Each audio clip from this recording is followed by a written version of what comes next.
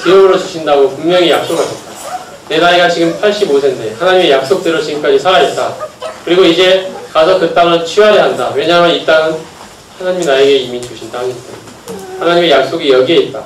그리고 나는 그것을 믿고 거기에는 안악자손이 살고 있고 가장 강력한 족속이 살고 있는 그 땅이고 산지에 있기 때문에 함락하기가 가장 무섭고 두려운 땅이지만 내가 가서 믿음으로 취하려 한다.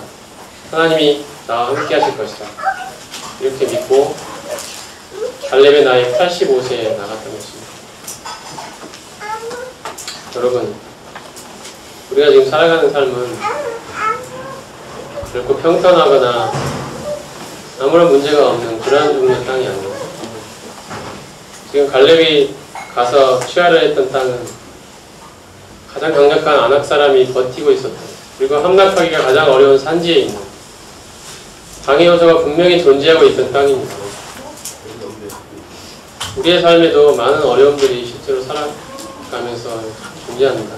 우리가 이렇게 살아야 된다는 것을 알면서도 살지 못하도록 마음에 두려움을 갖도록 만들어주는 많은 요소들이 우리의 삶에 현실적으로 상존하고 있습니다.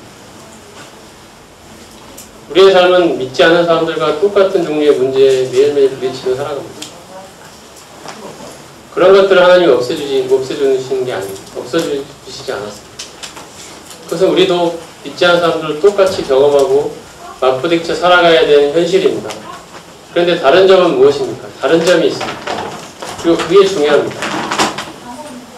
그것은 바로 하나님이 우리 인생의 주인이라는 것입니다. 이것이 근본적인 차이를 만들어냅니다. 갈렙은 하나님께서 그 땅을 나에게 주셨다는 그 믿음 하나만으로 실제로 나가서 싸웠습니다. 나이 85세.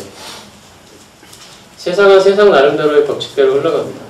우리가 세상의 법칙대로 하자면 사람들은 말합니다. 너희들은 실패하고 낙오할 것이다. 너희들 이 세상에서 낙오자가 될 것이다.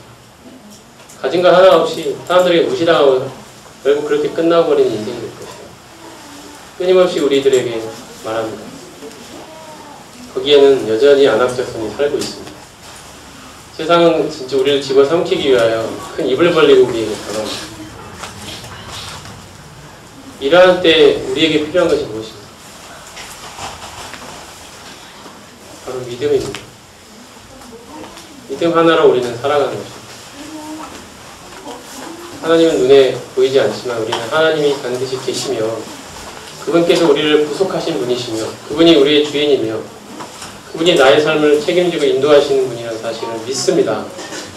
그 믿음 하나, 그리고 믿음에 따라서 구체적인 삶의 현실에서 선택하고 사람들의 시야로는 바보 같아 보이지만 우리는 그것을 한 걸음 한 걸음씩 나아가는 것입니다.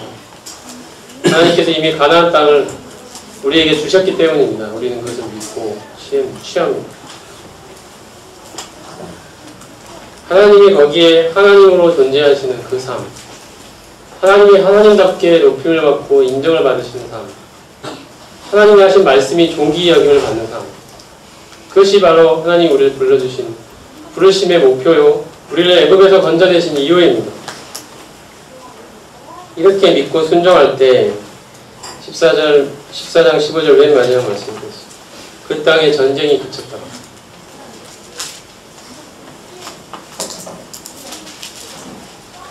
그 땅에 참된 안식이 찾아왔습니다. 우리는 매일매일 삶에서 마음속에서 싸웁니다. 그 싸움은 무엇이 어떤 종류의 싸움이냐면 내가 내 인생의 주인으로 살아갈 것이냐 하나님은 하나님께 그 자리를 내어드릴 것이냐의 싸움입니다. 사실 그렇지 않습니까? 우리는 어떻게 살아야 될지 다 알고 있습니다. 그런데도 그렇게 살지 못하는 이유가 뭐죠? 그것은 여전히 내 삶의 주권을 하나님께 내어드리지 않기 때문입니다. 내가 붙들고 있기 때문입니다. 하나님 이래야만 합니다. 내 삶은 이래야만 됩니다. 이렇게 되어야 합니다. 그렇지 않으면 내 인생은 비참해질 것 같습니다. 그것은 나의 생각일 뿐입니다. 내가 여전히 내 인생의 주인이 되어 있습니다. 하나님이 원하시는 나를 어떻게 쓰시고자 하시는 삶이 어떤지에 대해서 나는 관심이 없습니다. 사람들이 어떻게 보든 하나님께서 나를 어떻게 쓰시고자 하신다면 나는 그것에 순종하고 그리고 그 삶이 복되고 가치 있고 참으로 크고 위대하다는 사실을 우리는 믿어야 합니다. 그리고 사실 그렇기 때문입니다. 그리고 실제로 한 발짝 한 발짝씩 그렇게 살아가면서 그의 삶을, 내가 그 삶이 참으로 그러하다는 것을 경험하고 누리는 삶이 그리스도인의 삶이 비밀입니다. 우리가 그것을 모른다면 얼마나 세상 사람들보다 더 비참하죠. 차라리 애국 땅에서 사는 것이 물도 되게 편하고 작물을 재배하기도 더 편한 곳이 애국 땅입니다. 차라리 거기서 사는 게 더 편할지도 모르겠습니다. 근데 우리는 이미 애국 땅에서 건진받은 하나님의 자녀가 된 사람들입니다. 그래서 우리는 하나님의 이제 법칙대로 살아가야 하는 것이죠. 그렇지 않으면 세상 사람들보다 더 비참한 삶이 우리를 기다리고 있습니다. 이것은 하나님의 말씀이 증가하고 있는 분명한 엄중한 사실입니다. 전쟁이 그쳤더라. 이러한 싸움에서 우리가 참된 안식을 누릴 수 있는, 이 전쟁을 이제 그치게 할 수 있는 것은 무엇입니까? 바로 갈렙처럼 믿음으로 굳게 서는 것입니다. 하나님이 하나님다운 인생이 되고 하나님이 하나님으로서 내 인생에 높임을 받으시도록 나의 인생의 주인의 자리를 그분께 내어드리는 것입니다. 그때만이 우리는 마음의 안식을 얻을 수 있습니다. 내 마음의 진정한 평안은 그때 찾아옵니다. 내가 계속해서 내 것을 붙들고 있다면 안식은 없습니다. 평안은 없습니다. 왜냐하면 나에게는 이것에 대한 집착이 여전히 내 안에 있기 때문입니다. 이것을 벗어버리지 않으면, 하나님께 그것을 내어드리지 않으면 나의 인생에, 내 삶의 평안과 안식은 발견할 수 없습니다. 전쟁은 언제 그칩니까? 바로 하나님을 하나님답게 대접해 드릴 때 전쟁이 그칩니다. 여러분의 삶에는 전쟁이 있으십니까? 지금 싸우고 있는 싸움이 있으십니까? 혹시 그 싸움이 이제 그치셨습니까? 평화가 기다려 있습니까? 안 그러면 아직도 지금도 전쟁 중이십니까?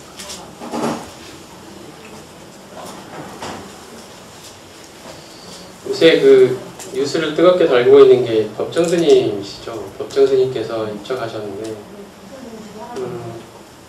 그분이 남기셨던 여러 가지 글들도 다시 한번 막 사람들이 꺼내서 읽고 회자가 되고 그러는데, 그분이 쓰셨던 유명한 산문집이 무소유라는 산문집이 있어요. 거기 보면 이러한 표현이 있는데요. 무소유란 아무것도 가지지 않는 게 아니라 불필요한 것을 가지지 않는 것이다.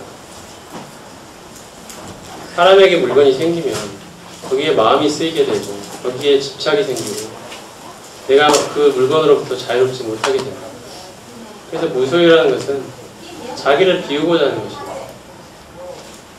이것이 불교가 이야기하는 것입니다. 사실은.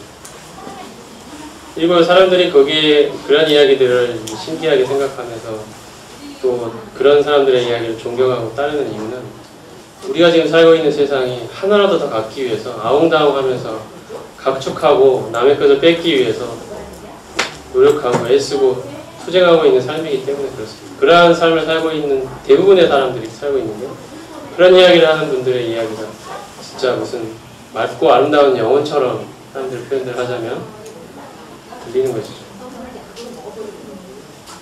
불교는 계속해서 이야기합니다. 자기를 비우라고. 그리고 그런 사람들의 이야기를 듣고 보면 우리들 마음에도, 그리스도인들도 그럴싸하고 또는 존경스러운 마음도 좀 들 수도 있습니다. 근데 저는 그런 생각을 해봤는데요. 불교는 비우라고 하죠. 비우라고.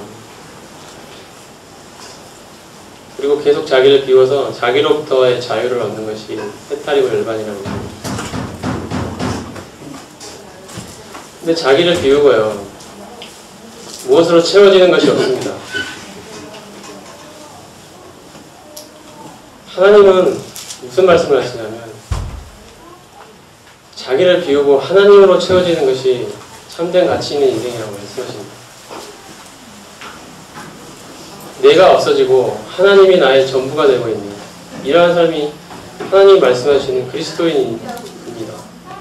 내가 아니라 그리스도라고 고백하는 삶이 바로 참된 그리스도인의 삶입니다.